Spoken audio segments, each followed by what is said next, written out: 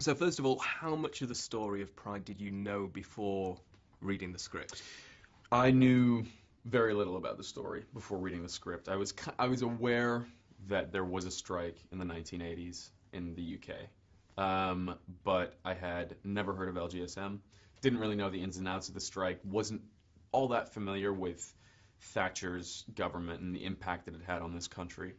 Um, and so reading the script and getting the part and kind of immersing myself in that world was a real history lesson, a real crash course in politics, and in just kind of social, the social structure in the UK and things kind of post World War II having gone from being nationalized and really kind of, a growing middle class to becoming more privatized and denationalized and deregulated. And so it was a real opportunity to get a hell of an education on it. So kind of a rude awakening in certain respects, but in a lot of respects, a very welcome and exciting and inspiring awakening. Awesome. Yeah, I saw the film yesterday and I was like, how did I not know that this took I place? know, it's weird. That's the thing. I yeah. read the script and I had to go back to the front page and where it said based on a true story because I was like, how is this not? How do people not know about this? How is this not like how is this movement not talked about in history classes? Like, yeah.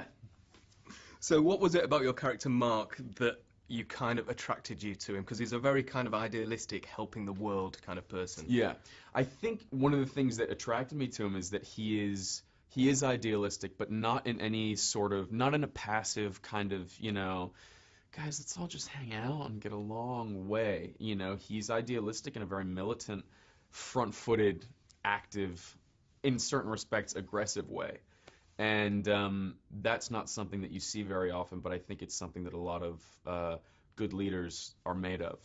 And yeah, I think the vision that he had and his uncompromising commitment to it, and his uncompromising commitment to human rights, and his kind of unapologetic pursuit of that was is something that makes him great, and it was something that immediately attracted me to the part. And Steven's script it was phenomenal. Like you read it, and then the first thing you did was go back to page one and read it again. And so, yeah, real tribute to Steve because he killed it. Yeah. And why do you think the cause was so important to your character? I think, the background that Mark Ashton came from, and the background that a lot of these characters came from, and a lot of the people, these people came from, the people on whom the film is based, it's when you're part of a marginalized group, I think Mark really recognized, and Mike Jackson and the whole team really recognized that there's no real, those in power, they want those being oppressed to be divided. That's in their best interests, because a united, oppressed society is a real threat to them, and so I think he recognized that, and he understood the fact that it doesn't matter what minority or marginalized group you belong to, if you are being oppressed, that automatically gives you more in common with other people being oppressed than it does that separates you. So yeah, I think. What was the original question again? Well, do you know what? You've answered. You've answered it, so it's all good. So, how much research did you do to get into character? Because Mark passed away at a young age, whereas some of the other actors, the characters that they were based on, some of them are still alive, so they obviously got to meet them and all that kind of stuff. So for you, it would have been a little bit different. Yeah. So tell us about that. I did. Mike Jackson, who Joe Gilgun plays in the film, was extraordinarily helpful to me and very, very generous with his time and very just really supportive. And he was kind of probably my biggest resource going into the film. And he spent a lot of time with me and talked to me about the movement and talked to me a lot about Mark. And Mike was a real kind of, he really lit the fire. And then beyond that, just did as much research about him kind of through other media as I could, through documentaries, and Mike gave me recordings of Mark speaking in political rallies, which was very, very helpful, and kind of read the literature that I could find on him, and yeah. So the one thing about this film is although it's a very serious subject matter, it's really very funny. Mm-hmm. So how important do you think getting that comedy, kind of, what's the comedy I add to think the film? the comical element of the film is extraordinarily important because I think based on the subject matter, it could run the risk of being kind of preachy or being overly sentimental. But I think Stephen, he crafted the script as such that the comedy keeps it keeps people engaged, it keeps people from resenting any sort of agenda that they think the film might have, which it doesn't. It's a story, and it's a true story. And people will take from it what they take from it. But the comedy really keeps it rolling, and it keeps it human, Situations are funny no matter how bad or dire or serious a situation gets. People always find humor in it. It's our nature. So I think Stephen really just, hit it right on the head with that. Yeah, definitely.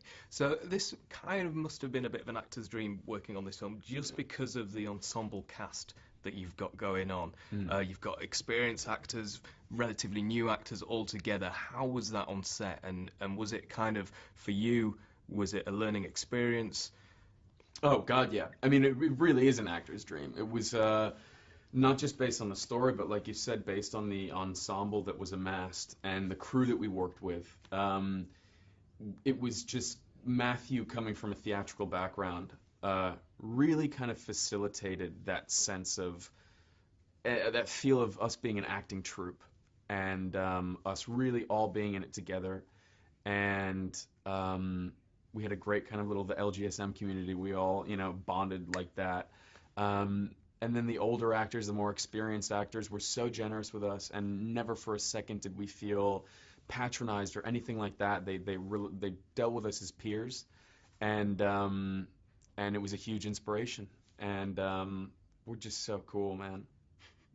Yeah, it was a great experience. So tell me a little bit about your look in the film, because obviously your hair is a lot different. Right. Now, and you had it all kind of nicely kind of Johnny Bravo'd. Yeah. How was that? Is it look that you're thinking, oh, maybe I'll just roll with this? Maybe, I don't know. Well, it's kind of popular now. Like, it's not, I didn't get that many looks walking down the street, like, who's this 80s guy? It was very, a lot of the short back and sides is coming back.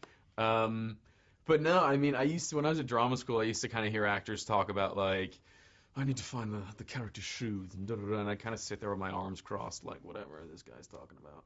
But honestly, when I first started doing movies, like, you put on a jacket, you get your hair cut a certain way, you put an earring in, you put on a pair of jeans, and it really informs you. It makes you feel different, it makes you move different. You look at yourself in the mirror and you see something different, people see you in a different way, and so it was huge, kind of looking around and seeing everybody in this 80s garb, which is such a, it was unique, and it's very recognizable. But it just, I mean, because the time period is a huge character in the film. And the look, it just informs a lot, definitely. So in the same way, was kind of going to the real locations and shooting in Wales in a small town and going to the Electric Ballroom, did that also kind of help rather than being kind of stuck on a film set somewhere? Absolutely helped. I think, people take space for granted, and how informative it is, and how you conduct yourself when you're, you have to sometimes, when you're on a film set, not all the time, but sometimes you have to really do a lot of work to kind of bridge the gap and bring yourself into this place. When you see kind of the rafters up and all this stuff, that you're not in an intimate room. So you have to work to get just to the kind of bass playing level of, okay, here we are, we're in this room. Whereas when you're at the actual place, not only are you already starting here, but just the energy that is infused when you're in the Electric Ballroom, when you're in Wales, that work is all done for you. And so you can just feed off of it. You don't have to create it for yourself. It's already kind of driving you forward. Absolutely.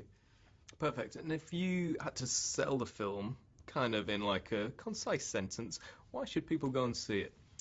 I think people should go and see it because it's a film that you don't see every day, and I think it's a really meaningful story, and it's a true story, and yeah, I think it's a very humanist piece, and so if you're a human being, you should go check it out.